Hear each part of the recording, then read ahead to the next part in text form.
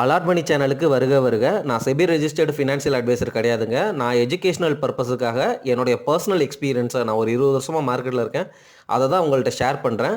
நீங்கள் எந்த முடிவு எடுக்கிறதா இருந்தாலும் உங்கள் நிதி ஆலோசகரை அணுகி அதுக்கப்புறம் பணத்தை போடுறதை பற்றி முடிவு பண்ணுங்கள். நன்றி. அலாட் மணி சேனலுக்கு வருக வருக. இந்த சேனலுக்கு இன்னும் நீங்கள் சப்ஸ்கிரைப் பண்ணலைன்னா தயவு செஞ்சு சப்ஸ்கிரைப் பண்ணிக்கோங்க. பெல் பட்டனையும் கிளிக் பண்ணிக்கோங்க.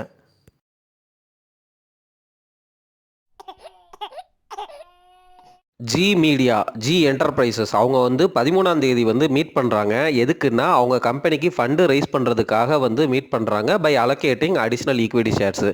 யாராவது ஃபண்டு ரைஸ் பண்ணுறதுக்கு கான்ட்ரிபியூட் பண்ணாங்க அப்படின்னா ஜி மீடியாவுக்குள்ளே புதுசாக அமௌண்ட் உள்ளே வரும். That is a positive news for Zee entertainment. அது மட்டும் இல்லாமல் நம்ம ரிலையன்ஸ் ஜியோ இருக்கிறாங்கல்ல, அதாவது ரிலையன்ஸ் இண்டஸ்ட்ரிக்குள்ளே உள்ள ரிலையன்ஸ் ஜியோ அவங்க ஜியோ ஏர் ஃபைபர் அப்படிங்கிற அந்த 5G பேஸ்டு அந்த வயர்லெஸ் ஆக்சஸை ஸ்கேல் அப் பண்ணுறாங்க. அதாவது என்ன பண்ணுறாங்க அப்படின்னா, இந்த 12 மாதத்துக்குள்ளே வரப்போகிற 12 மாதத்துக்குள்ளே கஸ்டமர் பேஸை இந்த 5G பேஸில் கொண்டு வரணும் உள்ள அப்படிங்கிறது தான் அவங்களுடைய ஸ்ட்ராட்டஜிக் கோலாக இருக்குது. 5Gக்குள்ளே நிறைய கஸ்டமர்ஸை உள்ளே கொண்டு வந்தாங்கன்னா அவங்களுக்கு ரெவன்யூ ஜாஸ்தியாகும், ப்ராஃபிட்டும் ஜாஸ்தியாகும். சரிங்களா? அடுத்து என்ன அப்படின்னா, ஜென் டெக்னாலஜிஸ் தெரியும்ல. ஜென் டெக்னாலஜிஸ் அவங்க இந்த வருஷத்துக்கு இந்த ஃபினான்ஷியல் இயருக்கு 2024 மார்ச் 1லேருந்து இந்த மார்ச் 2024 ஏப்ரல் 1லேருந்து 2025 மார்ச் 31 வரைக்கும் இந்த பீரியடில் ஆல்ரெடி 10 பேட்டன்ட் வாங்கிட்டாங்க. இப்போ ரீசெண்டாக 11வது பேட்டன்ட்டும் வாங்கியிருக்கிறாங்க. அதோடைய பேர் க்ரூ கன்னரி சிமுலேட்டர் சிஸ்டம் அப்படிங்கிற அந்த சிஸ்டத்துக்கு இவங்க பேட்டன்ட் வாங்கிட்டாங்க. இது good news for Zen technologies. Zen டெக்னாலஜிஸோடைய வேல்யூவேஷன்லாம் பயங்கரமாக செக் பண்ணிக்கோங்க தயவு செஞ்சு. இது நியூஸை தான் நான் ஷேர் பண்ணுறேன். சரிங்களா? அதுக்கப்புறம் லூப்பின் இருக்குல்ல, அவங்க செப்டம்பர் மாதம் 2024 யூஎஸ்எஃப்டிஏ அவங்க ஒரு வார்னிங்ஸ் கொடுத்துருந்தாங்க. சரிங்களா? அந்த வார்னிங்ஸை இவங்க இப்போது ஒரு வார்னிங்கை கிளியர் பண்ணிட்டாங்க.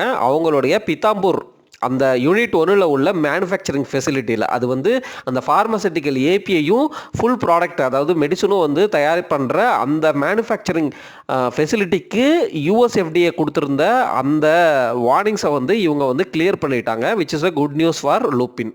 நம்ம கவர்மெண்ட் ஆஃப் இந்தியா 10,000 கோடி ஒரு இனிஷியேட்டிவ் எடுக்கிறாங்க. நம்ம நாட்டில் இந்த ஏஐ ஆர்டிஃபிஷியல் இன்டெலிஜென்ஸ் பேஸ்டு எக்கோசிஸ்டத்தை கிரியேட் பண்ணுறதுக்கு. இது கால்டு இந்தியன் ஏஐ மிஷன் அப்படின்னு சொல்கிறாங்க.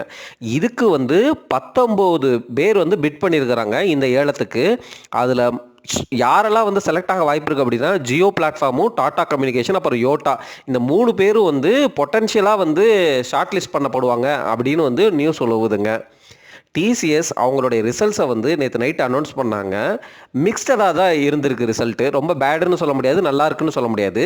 நீங்கள் ரிசல்ட்டை Q3 அந்த குவார்ட்டர்லி ரிசல்ட்ஸில் நம்ம போய் பார்த்தோன்னா நமக்கு தெரிஞ்சிடும். உங்களுக்கு இன்ட்ரெஸ்டடாக இருந்தால் சொல்லுங்கள், நான் அதை டீட்டெயிலாக வீடியோ போடுறேன். அந்த ரிசல்ட்டுக்கு அப்புறம் டிசிஎஸ் ஒரு 76 ரூபாய் கிட்ட டிவிடெண்ட் அனௌன்ஸ் பண்ணாங்க. அதனால தான் 4000 சொச்சம், அதாவது 4000க்கு மேலே ட்ரேட் ஆகிட்டு இருந்தது. இன்றைக்கி 4176 அப்படிங்கிற ப்ரைஸுக்கு டிசிஎஸோடைய ஷேரு போயிடுச்சுங்க. பிஹெச்இஎல் பூட்டானில் ஹைட்ரோ எலக்ட்ரிக் ப்ராஜெக்ட் ஒன்று கமிஷன் பண்ணிட்டாங்க, அதாவது ஸ்டார்ட் பண்ணிட்டாங்க. அதுலேருந்து எனர்ஜி எவ்வளோ எக்ஸ்பெக்ட் பண்ணுறாங்கன்னா 4357 கிகாவாட் எனர்ஜி இனிமேல் ஜென்ரேட் செய்யப்படும் அப்படின்னு எதிர்பார்க்குறாங்க. இது பிஹெச்இஎலுக்கு குட் நியூஸு. என்டிபிசியும் அதே மாதிரி தான். ரெனியூவபிள் எனர்ஜிங்கிறது ரொம்ப பாப்புலராக போயிட்டுருக்கு. அவங்க க்ரீன் ஹைட்ரஜன் அந்த ஃபியூலிங் ஸ்டேஷன் கூட மெமரண்டம் ஆஃப் அண்டர்ஸ்டாண்டிங் சைன் பண்ணி 11 ஹைட்ரோஜன் பவர்டு பஸ்ஸஸை குஜராத்தில் லான்ச் பண்ண போகிறாங்க, டிப்ளாய் பண்ண போகிறாங்க. இது ரெண்டுமே பப்ளிக் செக்டர் கம்பெனிஸ், பிஹெச்இஎலும் என்டிபிசியும். நீங்கள் பப்ளிக் செக்டர் கம்பெனிஸில் ஸ்டாக் வச்சுருக்கிறீங்க அல்லது அது உங்களுக்கு இன்ட்ரெஸ்டட்னா இந்த நியூஸை ஃபர்தராக அனலைஸ் பண்ணுங்கள்.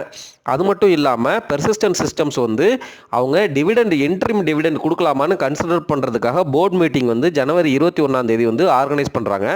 ரெக்கார்ட் டேட் 29 ஜனவரியாக இருக்கும் அப்படின்னு சொல்லப்படுதுங்க. அது மட்டும் இல்லாமல் நம்ம கவர்மெண்ட் ஜம்மு அண்ட் காஷ்மீரில் இந்த லித்தியம் பிளாக்ஸ் இருக்கிறத எக்ஸ்ப்ளோர் பண்ணி அதை அக்வயர் பண்ணணும் அப்படிங்கிற மாதிரி முனைப்போடு இருக்கிறாங்க. இந்த ப்ராஜெக்ட்டுக்கு ஒரு 2500 to 3000 கோடி ரூபா பட்ஜெட்டில் துண்டு விழுகுது. அதுக்கு என்ன பண்ணலாம் அப்படிங்கிற மாதிரி ஆப்ஷன்ஸை எக்ஸ்ப்ளோர் பண்ணிகிட்டு இருக்கிறாங்க.